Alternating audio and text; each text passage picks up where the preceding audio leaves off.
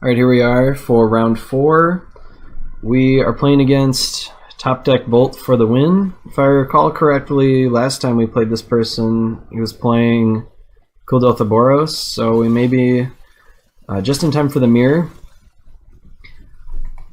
This hand is pretty bad in the mirror, but I actually don't know for sure that that's what he's on, so I'm going to keep it. It's a pretty good hand anyway. The Glint Hawk right now is a dead card.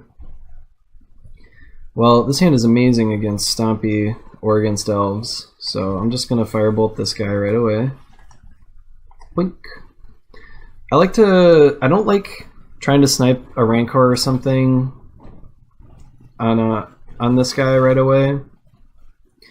I'd rather use my instant speed burn spells to get them when they try to do something like when they try to get through one of my blockers. Alright, that's a pretty bad draw. So I can pick up the clue at some point. Let's just Galvanic Blast this Nest Invader.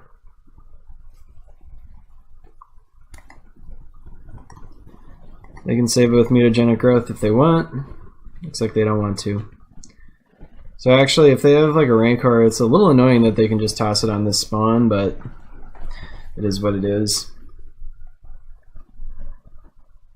That's what I would expect to happen this turn, yep. But I'll just block it with the Inspector next turn. See if they fire off a couple Groundswells. People do that a lot to get in 4 more damage, and I think it's just bad almost every time. Okay, he didn't. That'd been really nice for us if you just tossed like 2 Groundswells on that bad boy. Alright, Thraben Inspector time. So here's where the Radiant Fountain's biting us a little bit. I can't actually cast anything with it because of the colorless mana, but I can at least crack a clue. And I'm very happy to make this trade if our opponent wants to attack me, which I'm sure he does. Sure. And I block. So this hand hasn't been amazing, but like we're so far ahead right now of this Stompy opponent. Okay. So this makes me believe they do not have a spell to protect this. So they all cost 1 mana.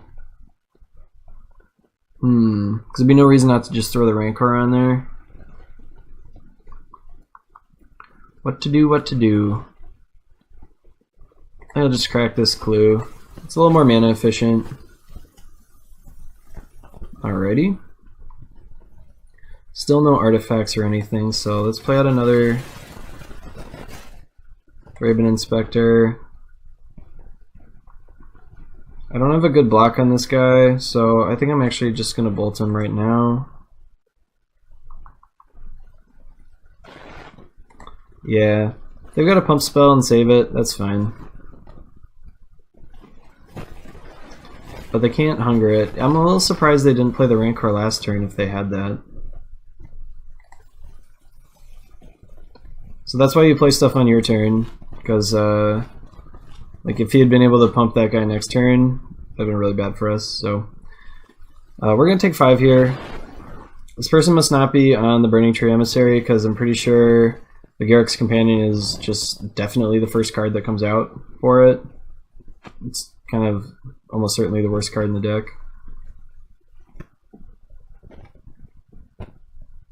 Alright, Pit Skulk. Okay, okay.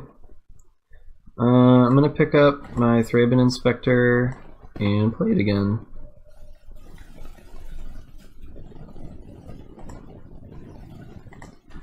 And I'm gonna play out this land. It does hurt a little bit to have 2 cycle lands in play, but it is what it is. We want to get to 5 mana for this Firebolt. We'll be able to pick them up eventually if the game goes too long. One's got a Rancor there. That means we can't block this thing, which kind of stinks. Our opponent has a pump spell here, actually. We could be in big trouble. This is a pretty easy block here. But if they get really greedy, oh my god, this is so obscenely greedy. Our opponent should not do this, but they are very lucky and we have nothing, so it's going to work for them. And as a Stompy player, that like, kind of makes me sick to see that play. Alright. So I believe we are dead to...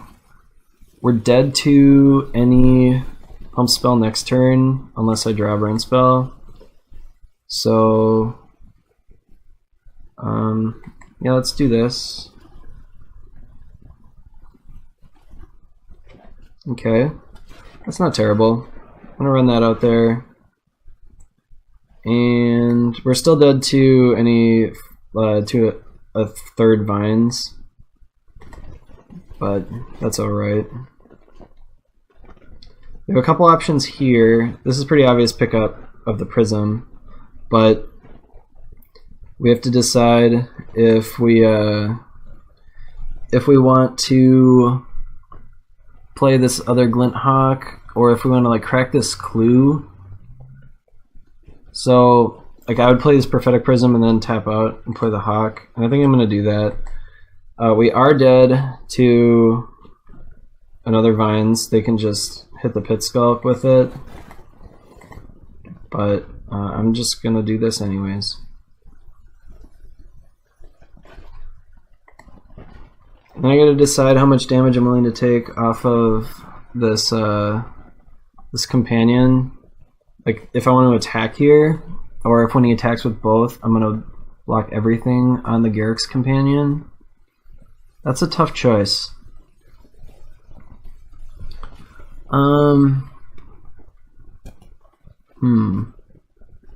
So, they'll be hitting us for 7 down to 1 if I just block with one Glint Hawk. If I block with everything, I won't take any damage, but he'll get to kill both my Glint Hawks. You know, I think I'm just going to block with everything. It allows me to live through a Groundswell or a Hunger of the Hollow Pack or some of those other spells. Hopefully he just draws a creature. Vines is by far the best card in their deck against me, so it's a little annoying that he drew 3 of them. I'm going to be really annoyed if he drew 4, but he obviously didn't draw 4, otherwise, I don't know, otherwise he's just slow rolling us, because he could just put it on this before attacking.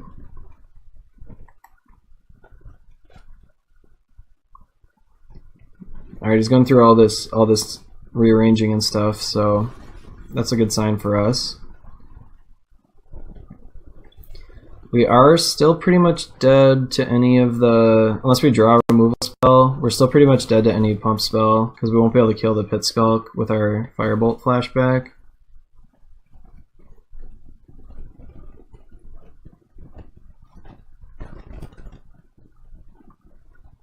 Alright, that worked. We're at 4. I'm just gonna play their... Okay, they did have the Hunger. Ugh. And they didn't play the Rancor for like no reason. Yeah, let's just play a Prophetic Prism. We need to hit Journey to Nowhere exactly, otherwise we're dead.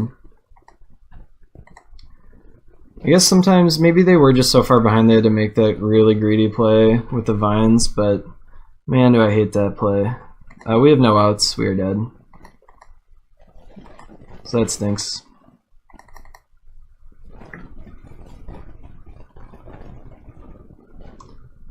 Yep, we're dead.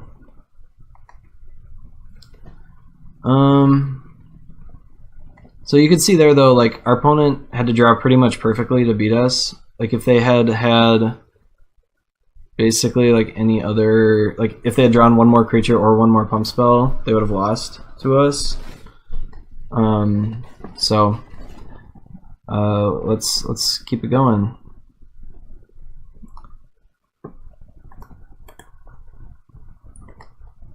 We're going to do the same sideboarding as the last time. Let me quick update our game record.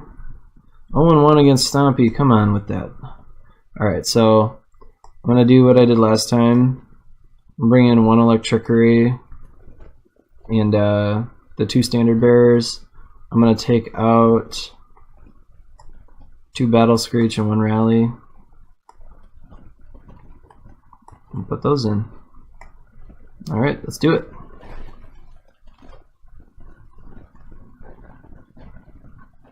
Man, we even had a pretty good hand there. I don't think there was ever a time where I could have held up. Like, I think he had mana for Rancor plus Vines every time. Seems pretty decent. We'll keep it. No pressure or anything, but we've got some removal and stuff. If our opponent plays a 1 toughness creature, I'm going to not cast anything. It looks like it's a Vault Scourge. Yeah, so I'm just going to play this Furnace and pass. Because now I really probably will be able to snipe a Rancor off of it if he tries to play one. Or I'll be able to overload this Electrickery if he plays other 1 toughness creatures. Natural State. Okay. That's cool. The card's not that great against this deck.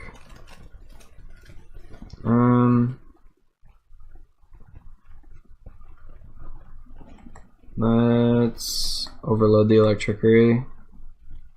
No, let's do nothing. Okay.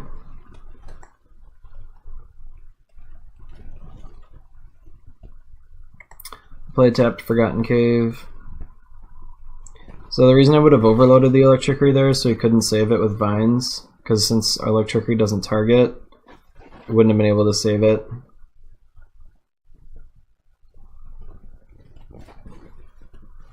Nest Invader. So our Electrickery will be able to clean up the token. Let's blast the Nest Invader. This is a little dangerous because it turns on Hunger the Hellpack, which was already turned on by the spawn no matter what. But this gives him like a way to use it as a good combat trick too. But we don't have an untapped land for next turn, so we can't really play around that at all.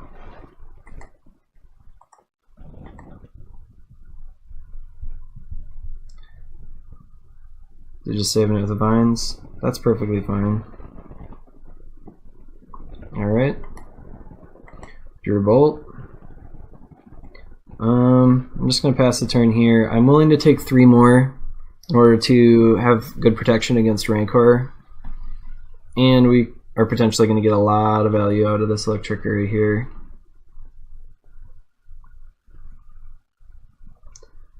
So maybe, now that I've seen the Vault Scourges, it's possible I should bring in some more, like bring in my second Electrickery. Okay, untapping the Nest Invader, playing a land again.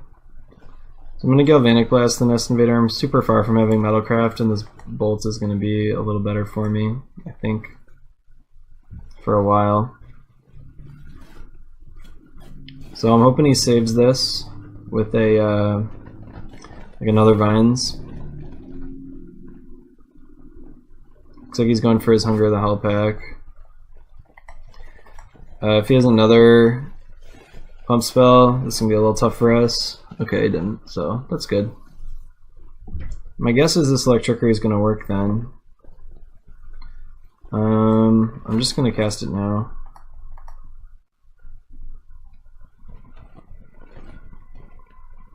Cool. I could have gotten a little greedy and tried to get an extra spell there, but or an extra land, but didn't. What in the world? Moldervine Cloak. That was a good draw. Take that guy out. Moldervine Cloak is interesting. I really don't like it against a deck that's full of removal, but it's okay. So at some point we'll be able to pick up this Journey, just because the Scattershot doesn't really matter that much a lot of the time.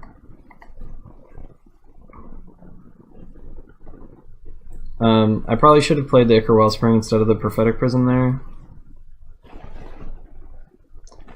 Just because in case I drew exactly Kuldotha Rebirth off of it.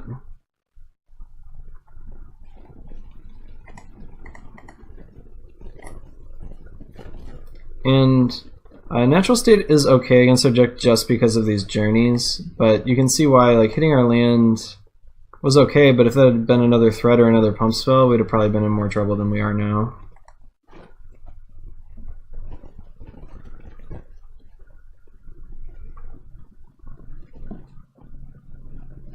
Young Wolf, huh? Alright.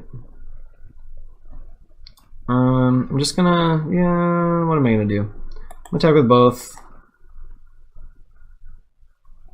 See what my opponent wants to do. For Skyfisher. Pick up the Ichor Wellspring. This doesn't give trample, does it? No. See if he grabs it.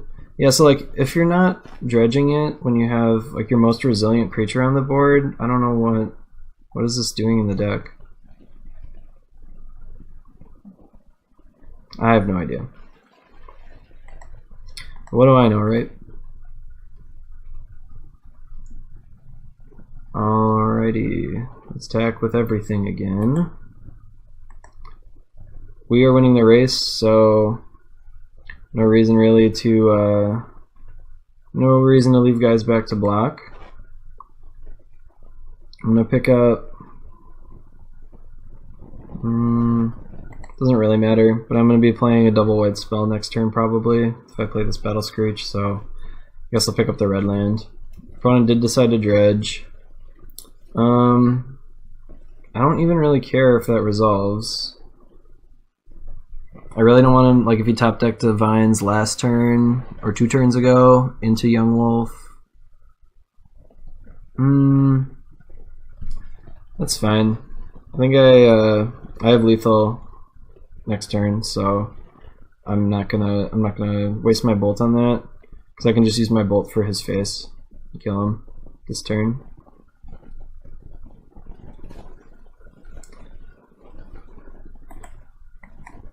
So this is 11 damage on the attack, unless he brought in Tangle. So like I said, I have seen Tangle before. Alright, bolt you, and you're dead. So that's kind of how it plays out a lot of the time. We just kill a couple other guys, and I've seen a lot of 1 toughness things, so I think I will bring in the extra Electrickery. And you can kind of see why the Battle Screech wasn't that good there. Like, I just couldn't even cast it. So let's bring in that other Electrickery. So I don't think I want Ancient Grudge. I only saw the Vault Scourge. I didn't see a Bone Splitter. If people start playing like a lot of Burning Tree Emissaries and a couple Bone Splitters, maybe it's possible that Ancient Grudge is good, because they'll have, if they play 3 Vault Scourge and 2 Bone Splitter, suddenly 5 targets looking pretty nice for Ancient Grudge, but at this point I don't think that's the right call. Let's go with this.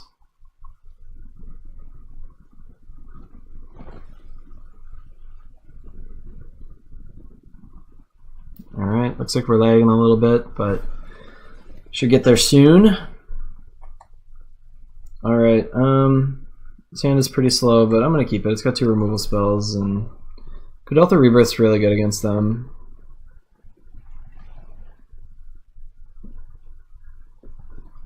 Okay.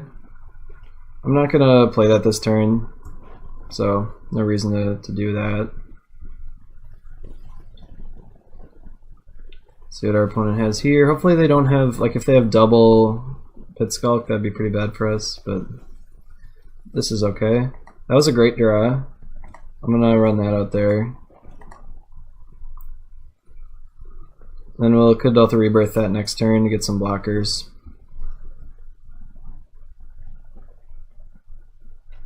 See what our opponent does. See if we get like Lethal Sabotaged or something. He actually doesn't have 2 green creatures, not that he would probably want to kill our Ichor Wellspring for us anyways. Looks like we're getting hungered. Hopefully we cast like 3 hungers. No, okay, he's doing that. Yeah, okay, so our journey's looking really nice here. If we draw an untapped land, it'll be great. Nope, we did not.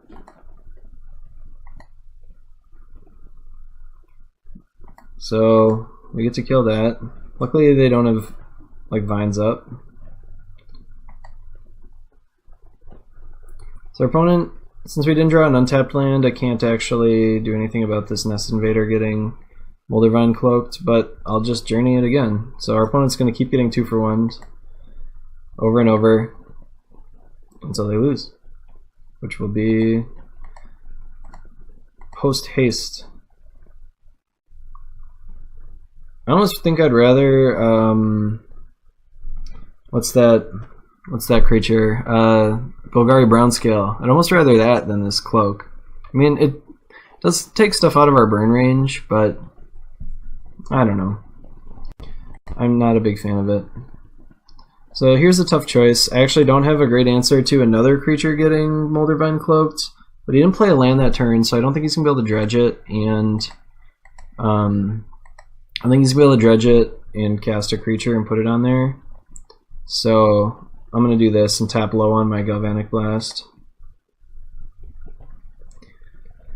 Alright, we're looking pretty good here, as long as we draw kind of like a reasonable mixture of spells.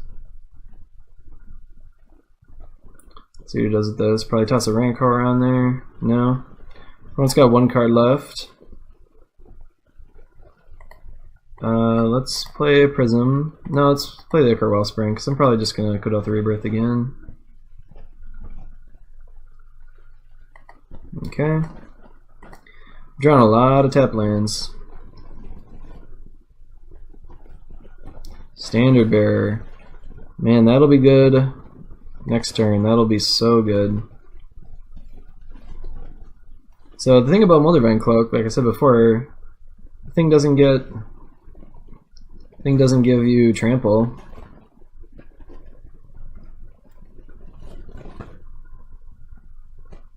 I am going to try to blast it if he casts it on there. This is not going to work against any pump spells at all. Any pump spell will stop this from working. Yeah, so our opponent has gotten 2-for-1 3 separate times with this Moldervine Cloak. That's why you don't play stuff like that against removal heavy decks, but it is kind of cool. It's kind of cool tech. Standard Bearer is going to lock this up for us.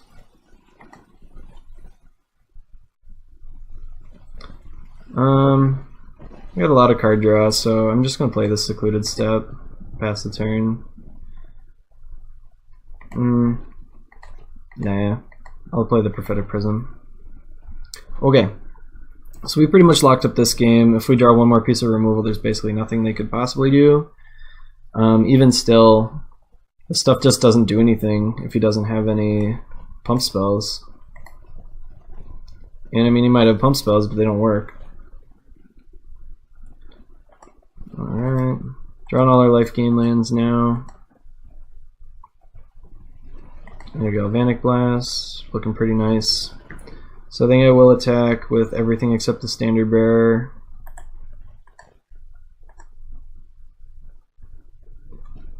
And actually, let's just... I made a mistake. I should have just Galvanic Blast this in the first main, and that was stupid of me. And I should have attacked with the Standard Bearer. But you know what they say, like, don't compound your bad plays. Like, I made a mistake there by going to attacks, and but I didn't compound it by like making a different play based on that. Like, I still went with the most correct play that was still available to me, even though the best possible play wasn't available anymore. And I'm going to kill this with Electrickery after he blocks. Okay, he didn't block.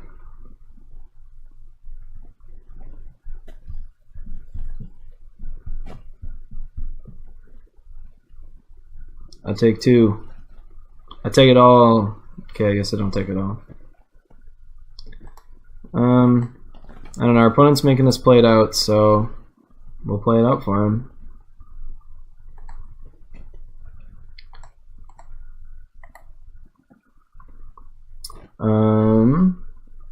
Not really much to say. We are about to win this game this turn.